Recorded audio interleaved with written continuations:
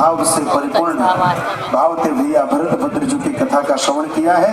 एक बार सभी लोग अपने स्थान पर बैठ जाएं। केवल 5 मिनट के लिए आप सभी लोग अपने स्थान पर बैठ जाएं। ये जहां तक आवाज जा रही है, कृपया आप सभी लोग अपने स्थान पर थोड़ी देर के लिए बैठ जाएं। आज हमारे बीच पूज्य गुरुदेव के शिष्यों की अच्छी श्रृंखला यहाँ पर उपस्थित है। हमारे बीच पूज्य गुरुदेव जिनको मणिकर्णिका और झांसी की रानी कहते हैं, और गुरुदेव ने कहा कि ये भारत की नारी जो है पुरुषार्थ और पराक्रम का प्रतीक है। ऐसी भारतीय फिल्म जगत की प्रसिद्ध अभिनेत्री और वर्तमान में लोकसभा की सांसद कंगना रनौत जी यहाँ पर उपस्थित हैं। एक बार तालियों के साथ हम सभी लोग आपका अभिनंदन करते हैं। और फिल्म जगत के बड़े ही प्रसिद्ध लेखक और पूज्य गुरुदेव का वरदहस्त जिनके ऊपर रहता है, ऐसे भैया मनोज मुंतशिर जी यहाँ पर उपस्थित है। मनोज मुंतशिर शुक्ला जी यहाँ पर उपस्थित है। और एक बड़ी विशेषता ये है कि ये अवध क्षेत्र से ही अमेठी के रहने वाले हैं। तो एक बार ताली उठाकर आप सब इन्हें भी आशीर्वाद दें। और हमारी बहन पूज्य गुरुदेव का आशीर्वाद जिन्हें प्राप्त है, भारतीय फिल्म जगत की बड़ी प्रसिद्ध गायिका नीति मोहन जी भी यहाँ पर उपस्थित। एक बार तालियों के साथ हम सब आपका भी अभिनंदन करते हैं। मैं बिना किसी क्रम के, सबका भाव है थोड़ा गुरु जी के चरणों में कुछ रखने का, मैं पहले कंगना दीदी से ही आग्रह करता हूँ कि आएँ और कुछ वाक्य गुरुदेव के चरणों में समर्पित करें। एक बार तालियों के साथ आप सब स्वागत करें। ये तो मेरी बेटी ही है। गुरु जी के चरणों में हम अपने भाव और अपनी भक्ति और अपनी श्रद्धा के सिवाय और क्या ही दे सकते हैं। आज परम पूजनीय गुरु जी का मुझे फिर से दर्शन हुआ।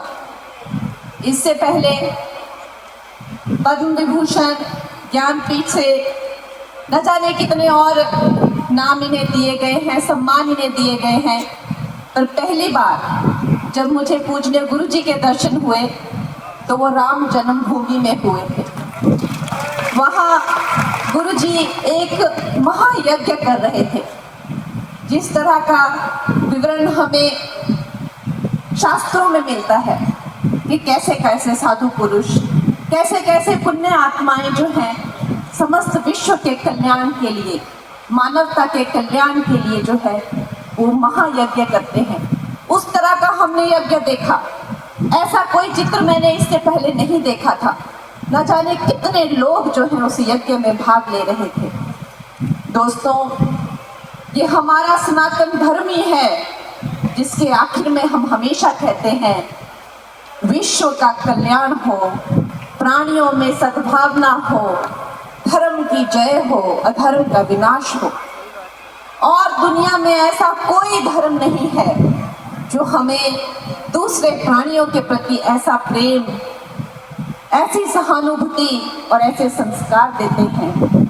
और हमारे गुरु जी ने आज जब ये कथा हमें सुनाई, जो कि हमने न जाने कितनी बार सुनी है और सभी इससे परिचित हैं, फिर भी हम लोग अपने आंसुओं को रोक नहीं पाए।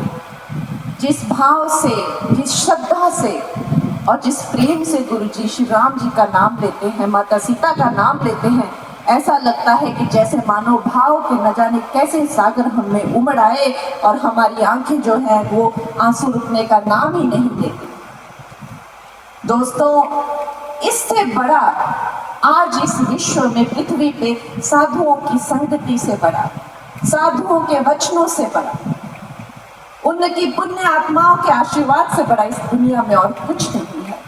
आप सब बहुत सौभाग्यशाली हैं जो गुरु जी के आपको दर्शन ऐसे साक्षात में हो रहे हैं। मुझे रामदास भैया ने बताया तो मैं भी भागी चली आई। मैंने कहा इससे बड़ा इस संसार में और कुछ नहीं रखा। ये जो हमें धर्म के लिए जो हमारा मार्गदर्शन कर रहे हैं, और धर्म वास्तविकता में क्या है ये रामायण से ज्यादा हमें कोई नहीं समझा सकता। धर्म कर्तव्य है। राम का अपनी माता के प्रति कर्तव्य, पत्नी के प्रति कर्तव्य, भाइयों का भाइयों के प्रति कर्तव्य, और उससे भी बड़ा, जैसे कि माता पिता भगवान का स्वरूप होते हैं, मातृभूमि जो है वो साक्षात भगवान होती है। और गुरु जी ने आज माता सीता की जो है तुलना, माता पृथ्वी की जो है तुलना, वो साक्षात भारत माँ से की, और उसका मुझे इतना भाव हुआ कि ऐसी मैंने कोई बात इससे पहले नहीं सुनी थी। बार बार धर्म को जो है वो देश प्रेम से जोड़ना, क्योंकि मेरा भी ये मानना है जो अपनी मातृभूमि का नहीं हो सकता वो किसी का नहीं हो सकता।